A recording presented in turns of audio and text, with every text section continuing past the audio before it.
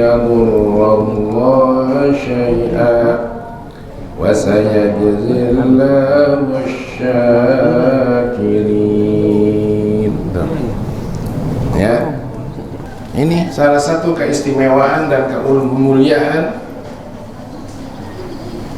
dan beliau sebagai penyempurna.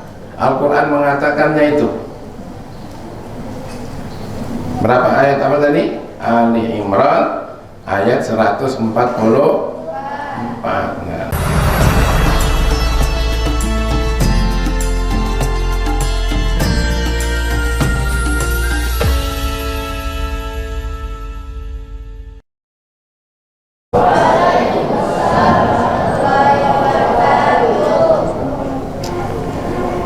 Kita baca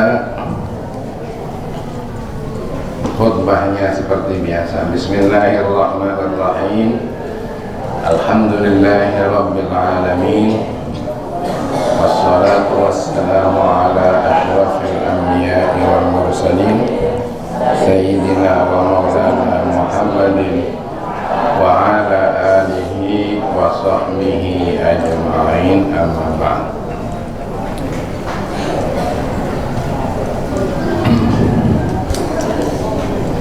Perhatikan, nanti kalian harus ada yang ditulis, dan boleh juga nanti ada waktu diberi kesempatan untuk bertanya. Dan untuk pertanyaan tentunya sesuai dengan yang jadi kajian buat kita. Siap? Siap semua? Baik, Abang mulai dulu. Semboyan pondok kita. Siapa kalian?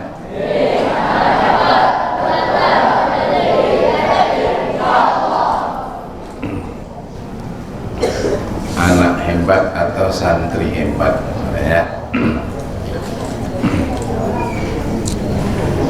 Berikutnya, untuk apa kalian di pesantren Mazra'illah?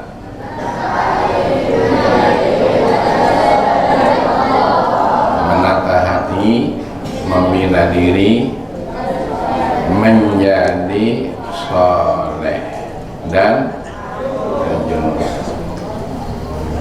Allahu Akbar artinya maju di bawah keridhaan Allah Subhanahu wa Ta'ala yang maha besar. Baik, kita terusin kajian kita, masih menyangkut masalah akhlak. Dan memang hidup ini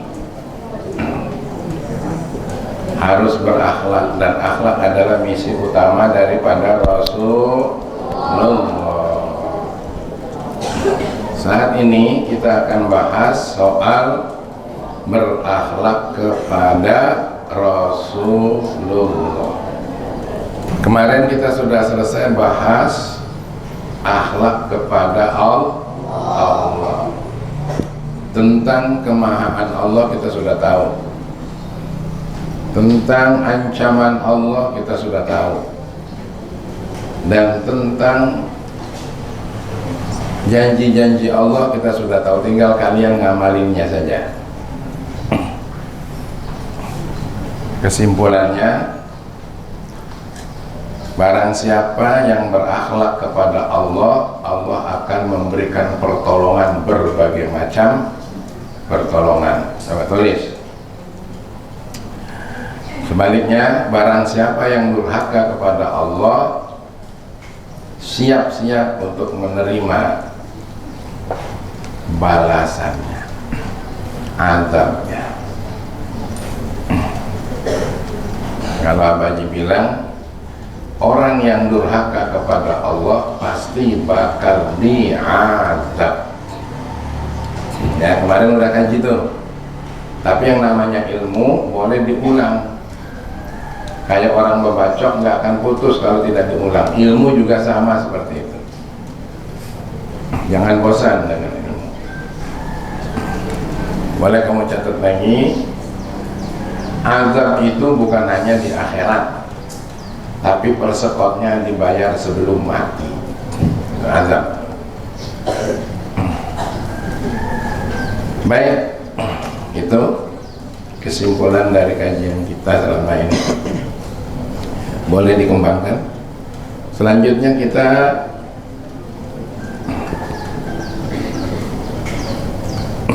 berakhlak kepada Rasulullah itu judulnya.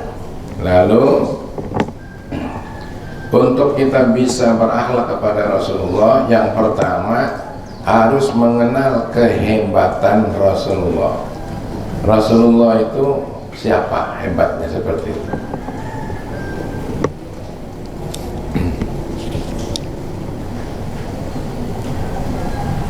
Ternyata yang pertama, ya, yang bagian pertama ini, bagian A, kita akan bicara tentang kehebatan Rasulullah. Yang pertama, Rasulullah itu sebagai penyempurna para rasul-rasul Allah sebelumnya, sehingga Rasulullah itu menjadi rajanya para nabi dan para rasul, Sayyidul Anbiya wal Mursalin. Nah, kan baca sholawat tadi itu. Allahumma sholli ala Sayyidina Muhammad Sayyidil Anbiya wal Mursalin. Kamu resapi supaya kita bangga bahwa kita ternyata umatnya Nabi kita Muhammad Sallallahu Alaihi Wasallam. Yang umat Nabi Muhammad ini, yang Nabi Muhammad ini lebih hebat daripada nabi-nabi sebelumnya. Nabi Isa, Nabi Musa, sampai ke Nabi Adam. Tengok saja dari sisi mukjizatnya. Ya, mukjizatnya Nabi Musa banyak juga tuh. Antara lain yang termasyhur adalah tongkatnya. Nah, tongkatnya ini kalau dilempar jadi ular, dipukulkan di laut, laut membelah. Kemudian dipukulkan ke batu, batu mengeluarkan air. Luar biasa tuh tongkatnya itu. Makanya Ustaz Asfihan ini mestinya punya tongkat. Ya enggak? Kalau ngajar punya tongkat Ustaz. Cuma kalau tongkat Ustaz Asfihan ini kalau dijatuhkan jadi apa gitu. Tapi sehebat-hebatnya tongkat Nabi Musa itu cuma itu saja. Nabi Isa-nya meninggal, Nabi Musa-nya meninggal, sudah tongkatnya nggak ada lagi. Gitu. Peran dan fungsinya batas itulah habis. Nah, tapi Nabi kita Muhammad Sallallahu Alaihi Wasallam mukjizatnya luar biasa. Apa itu? Al-Quran. Ayo supaya kita ngerti tentang hebatnya Nabi kita. Al-Quran ini bukan hanya sekedar hebat tulisannya, hebat untuk dibaca, tapi kalau Al-Quran ini dijalanin, pagi tadi Abang sampaikan di sini, ya. Nah, kamu boleh nanti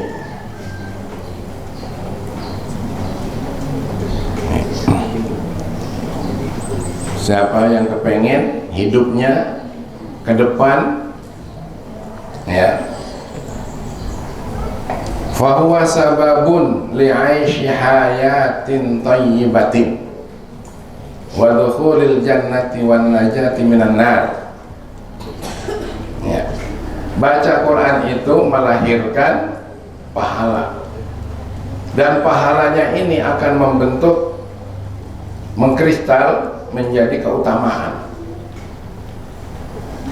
Keutamaannya inilah yang menyebabkan orang bisa hidup dengan kehidupan yang sangat bagus.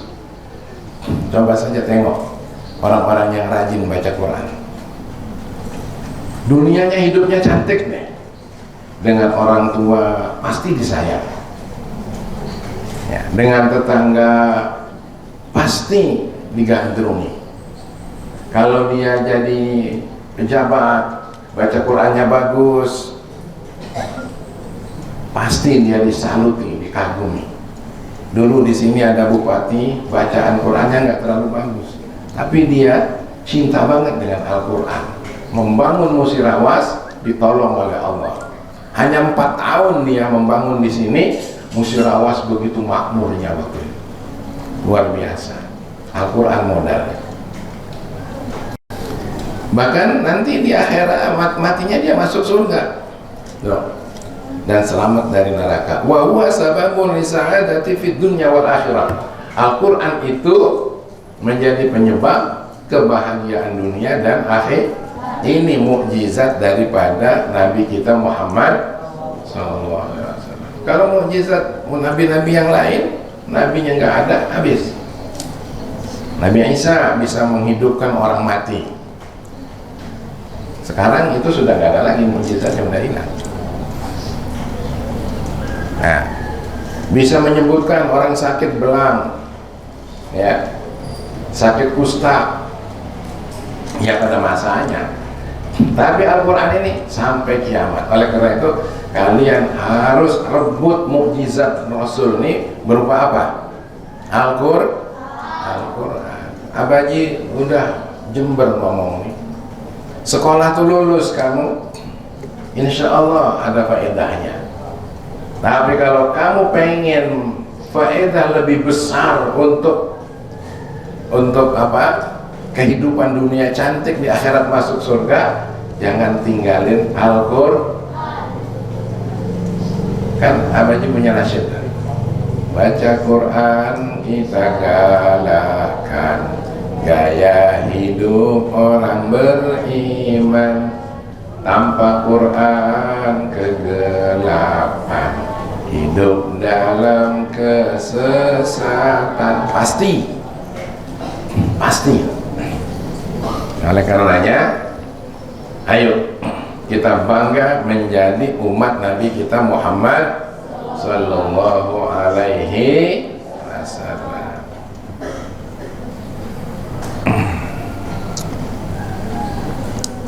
Jadi yang pertama, Rasulullah itu sebagai penyempurna para nabi dan rasul. Buka Quran surat Ali Imran surat nomor 3 ayat 144.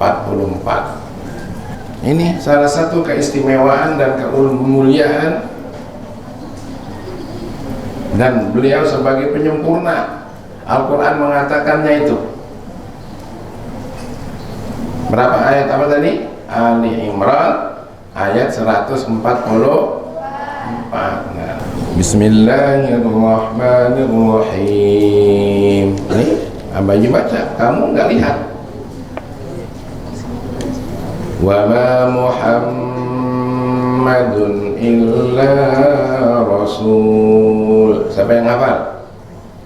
Qad khalat min qablihi rusul afa imma ta'aw qutilan qalabtum ala a'qabikum wa man yanqalib ala aqibaihi falan yadurrallaha syai'an wa sayajzillahu syakirin. Ya, banyak lagi ayat-ayat yang lainnya, tapi untuk kalian ini dulu. Wa ma Muhammadun, dan tidaklah Muhammad, artinya Nabi kita Muhammad, illa rasul, kecuali adalah seorang rasul. Tuh, jangan diragukan lagi, jangan dianggap enteng, jangan kamu tidak kagum. Allah yang mengatakan bahwa Nabi Muhammad adalah rasul. Tuh, seorang rasul. Nah, begitu kamu mendengar Nabi Muhammad seorang rasul, kamu harus mematrikannya dalam hati. Rasulullah beliau. Nah, Allah itu siapa? Allah itu yang memiliki langit, bumi, segala isinya termasuk diri kita. Oh, utusannya Rasulullah. Nah, seperti itu. Jangan kamu anggap Muhammad itu biasa-biasa. Makanya kita ini harus ada hormat sama Nabi itu. Nyebutnya Sayyidina, penghulu kami, wa habibina, kekasih kami, wa maulana, pemimpin kami, gitu loh. Nyebut Nabi itu enggak sembarangan.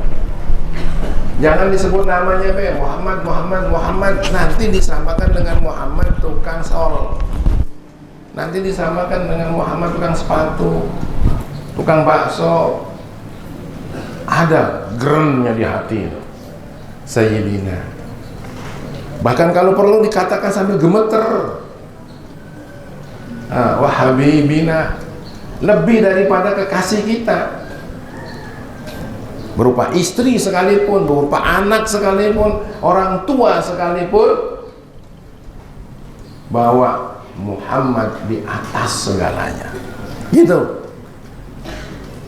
Nah, santri Mazra'illah punya watak seperti ini nih. Wa maulana, dan pemimpin kita yang bersungguh-sungguh berjuang, berkeras sampai mau dibunuh orang oleh karena ingin menyelamatkan kita. Nah, pandangan kita kepada Rasulullah seperti itu. Bagaimana?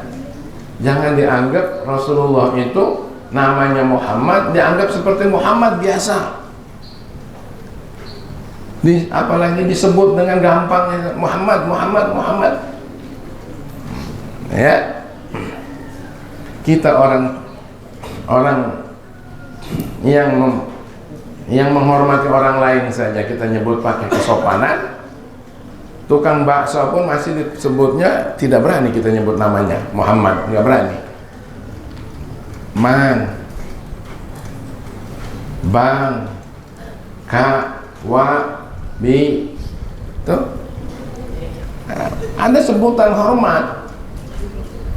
Bi, kami mesen baksonya 1 porsi. Begitu dilayani, terima kasih ya Bi. Tidak langsung disebut terima kasih ya Muhammad, tidak. Terima kasih ya Jumenem, enggak. Tapi ada kesopan ya, jadi kalian tetap harus bersopan santun kepada Nabi kita Muhammad. Kalau ada orang yang tidak sopan santun, ya biarin aja, itu urusan mereka. Kalau perlu diingatkan, kalau nggak mau diingatkan malah dia nyalahin kita. Kenapa harus hormat-hormat Nabi Muhammad? Sebut aja Muhammad. Ada orang yang seperti itu. Kita tidak begitu, ya. Kita tidak begitu. Ya. Kata Rasulullah, ana Sayyidul Anbiya wal Mursalin. Saya pemimpinnya para nabi dan para rasul. Itu, ya.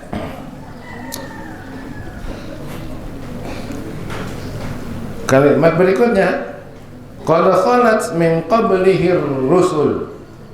Sungguh telah berlalu min qablihi, dari sebelum beliau, dari sebelumnya, ar-rusul, banyak rasul-rasul. Rusul itu jamak, banyak rasul-rasul. Artinya sebelum Nabi sudah ada pada rasul-rasul yang lain. Nah, begitu. Jadi Rasul ini datang bawa misinya, ternyata tidak gul, ya. Rasul lagi datang, Nabi Isa bawa misi, tidak gul. Nah, bahkan belum selesai tugas, belum selesai apa itu namanya misinya, Nabi Isa sudah diangkat oleh Allah Subhanahu wa Ta'ala untuk nanti akan diturunkan lagi. Tapi mengikut Nabi kita Muhammad Sallallahu Alaihi Wasallam, bukan Nabi baru, jadi sebagai pengikut Rasul. Nah, tapi begitu Nabi diutus, ini sukses besar, bukan hanya untuk orang Arab, tapi untuk alam seluruhnya. Nah, itu hebatnya. Masya Allah. Jadi bertebarlah di dunia ini seluruh umat Nabi kita Muhammad Sallallahu Alaihi Wasallam, yang diakui oleh orang kafir sendiri bahwa wanita-wanita Muslim adalah wanita-wanita suci, wanita-wanita suci Muslim. Kalau mau mencari wanita yang suci, carilah wanita Muslimah. Emang ada yang nama Muslimah?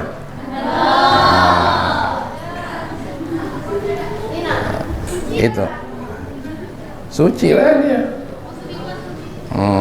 Ya, jadi subhanallah tuh. Ini abajina doktrin kalian dulu. Nah sekarang fa immata, adakah maka jika ia mati? Nah sekarang Rasulullah telah tiada. Au qutila, atau terbunuh, hampir Rasulullah dibunuh oleh musuh-musuhnya. In qalabtum, lalu kalian berpaling ke belakang, ala aqabikum, atas tumit-tumit kalian, maksudnya itu mundur teratur, kata orang, tidak mau ikut Rasulullah lagi karena Rasulullah sudah meninggal. Apakah kamu mau begitu? In qalabtum ala aqabikum, mau mundur lagi tidak ikut Rasulullah?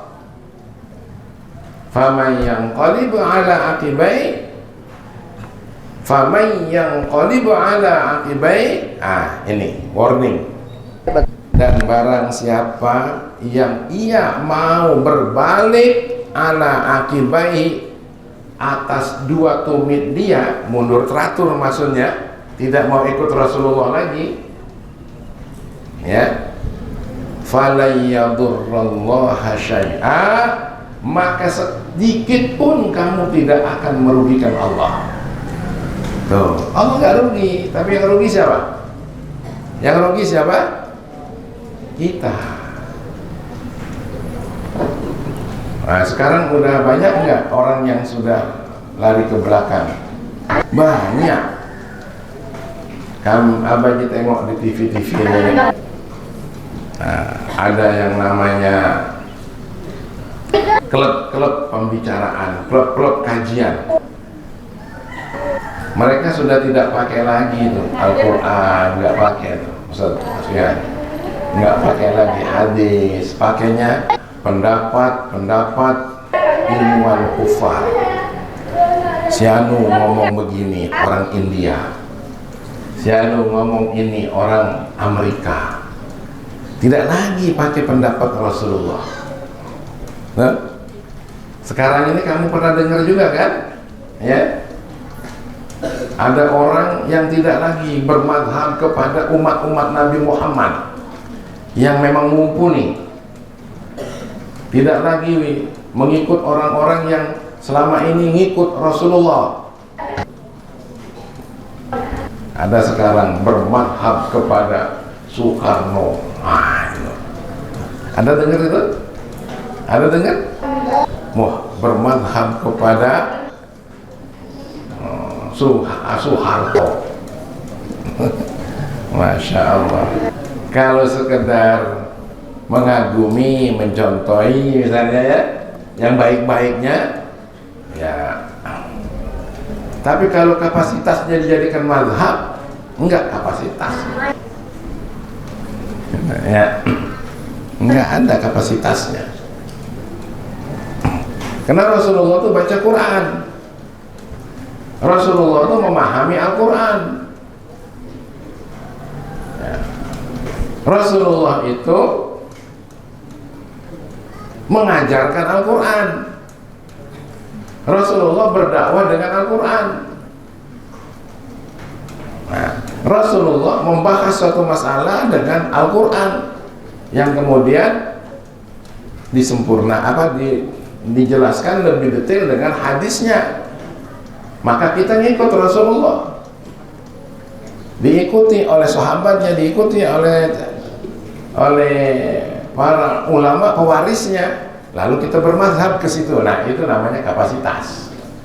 Nah, kalau orang yang nggak baca Quran, tidak ngajarkan Al-Quran, ya, lalu nggak paham tentang Al-Quran, kok dijadikan mazhab?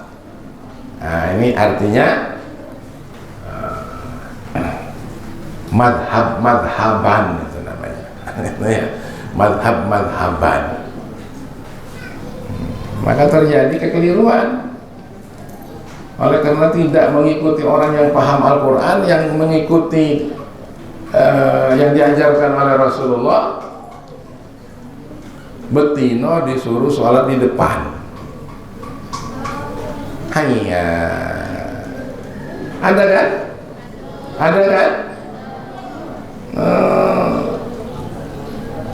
Kata Rasulullah, sufuf khairus sufufir rijal awwaluha.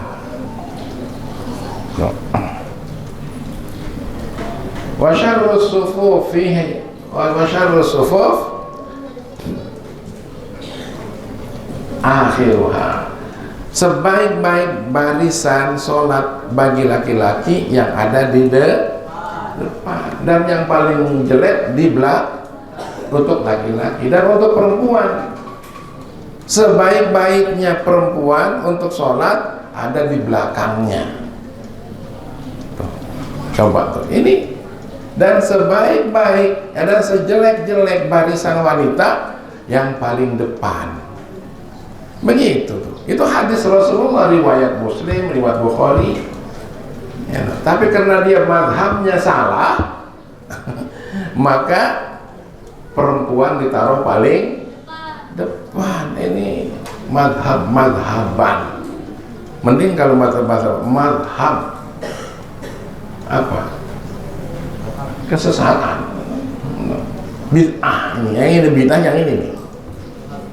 Nah, walaupun hal itu tidak membatalkan sholat, tapi sudah menyalahi Rasulullah. Tuh, kamu jangan ikut-ikut ya. Nah, jangan ikut-ikut. Kamu yang betina tetap sholatnya di belakang di sana. Malah kamu jadi imam laki kamu gimana? Hah? Mau imami laki kamu? Jangan dong menyalahi Rasulullah. Barang siapa yang mau lari ke belakang, fala yadurrullaha syai'a, sekali-kali tidak akan merugikan Allah. Wa sayajzillahu syakirin, ujungnya nanti Allah yang akan membalas orang yang terima kasih. Apa artinya? Terima kasih, didatangkan utusannya, lalu membawa Al-Quran dan menjelaskannya dengan sunnah-sunnahnya, lalu menunjukkannya dengan praktek-prakteknya. Anak-anak, Abah nak ngatakan ini. Ayo, tulis oleh kalian.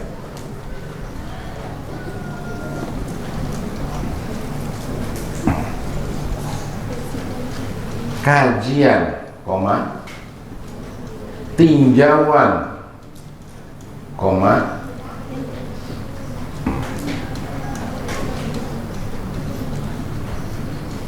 pandangan keilmuan apapun datang dari siapapun, manakala berselisih dengan syariat, maka itu adalah batil. Itu Bahama Baji begitu ya. Dari berbagai selesai itu bahasanya. Coba diulangi. Coba diulangi.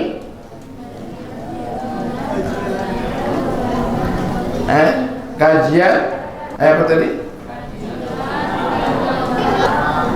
Kajian, tinjauan, pandangan apapun dan dari siapapun manakala selisih dengan syariat, maka itu adalah batil. Nih, dengerin supaya kamu jelas. Syariat itu apa, Pak Haji? Syariat itu datang dari para nabi, faedahnya itu syariat.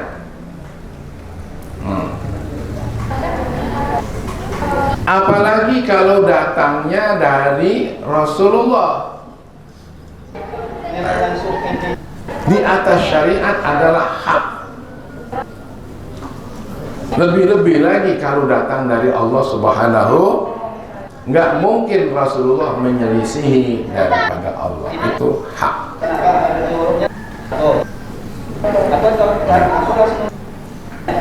Jadi kalau ada orang yang mengatakan madhab itu, madhab ini, lalu tidak sesuai dengan sabda Rasulullah, nah sabda Rasulullah tadi itu adalah hak, hadis Rasulullah, maka itu adalah batil. Menyebut madhabnya si anu, si anu, si anu, itu hak dia, bukan kita melarang juga. Barangkali dia nak masuk neraka, lanjutlah dia. Nah, tapi Abaji tidak kepengen kalian mengikuti mereka, ya. Kamu harus tetap istiqomah. Kamu ikut siapa? Ikut Rasulullah. Karena Rasulullah sudah wafat duluan, ikut siapa? Ikut pewaris Rasul. Siapa yang pewaris, jadi pewaris Rasulullah? Para ulama, ikut ulama. Walaupun dia gelarnya profesor, doktor, nah kita nggak ngerti. Profesor, doktor kok seperti itu. Jangan sampai kamu kagum dengan orang-orang yang seperti itu, ya. Tetap saja kamu kagumi orang-orang yang senantiasa berpegang kepada Al-Quran dan hadis. Itulah. Ya, kalian mesti harus berakhlak kepada Rasul. Untuk berakhlak harus mengagumi beliau. Ya, kagum kita bahwa beliau dipilih oleh Allah menjadi Rasul. Rasul siapa? Rasul Allah Subhanahu wa ta'ala. Oh, ini luar biasa. Sekali lagi kamu jawab. Barang siapa yang durhaka kepada Rasulullah, apa? Apa kajian kemarin? Orang yang durhaka kepada Allah pasti durhaka kepada Rasulullah pasti kembali menjadi jahil. Ini ayatnya.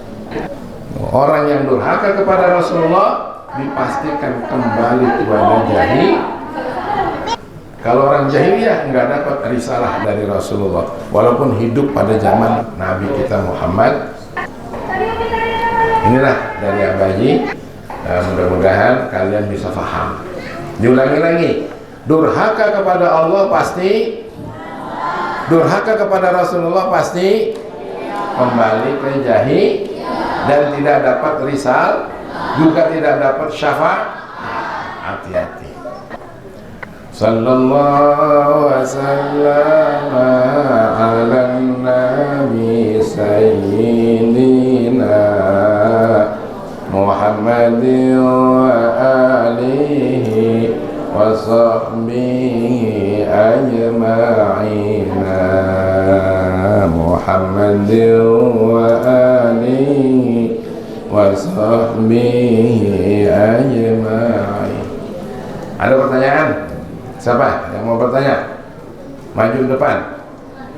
Nggak apa-apa, tanya apa saja. Ayo. Ada yang mau bertanya? Nah, adalah yang mau tanya, masa nggak mau bertanya? Ayo, yang duduk paling belakang.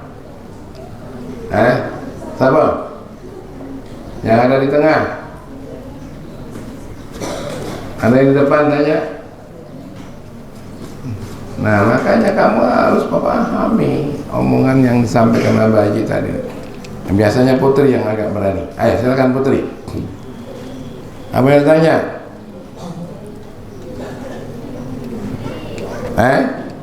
Ayo. Ini kebanyakan nanya duit jajan hari ini berapa. Itulah yang ditanya sama mak kau ya. Ayo yang nanya. Nggak ada yang nanya. Berarti nggak tahu nih paham atau nggak paham. Itu saja ya. Mudah-mudahan dari Abah Haji bermanfaat.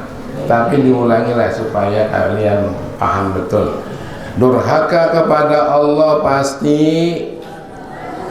durhaka kepada Rasulullah pasti, durhaka kepada guru pasti, ilmunya tidak bermanfaat. Durhaka kepada ibu bapak pasti, hidupnya tidak berkat.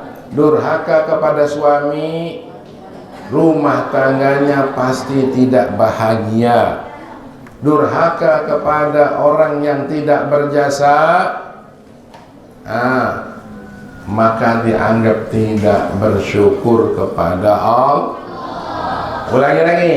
Durhaka kepada Allah pasti, durhaka kepada Rasulullah pasti, durhaka kepada guru pasti, ilmunya tidak bermanfaat. Durhaka kepada ibu bapak pasti, hidupnya tidak berkah. Durhaka kepada suami, rumah tangganya pasti tidak bahagia.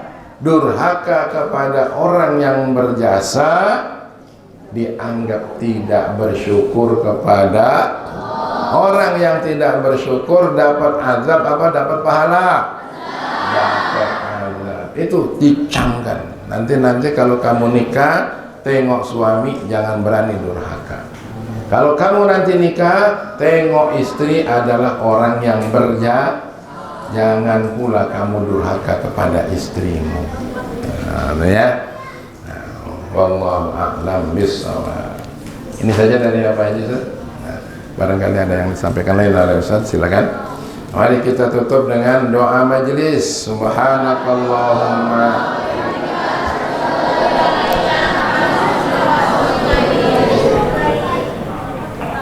billahil hidayah wa taufiq wal hinayah.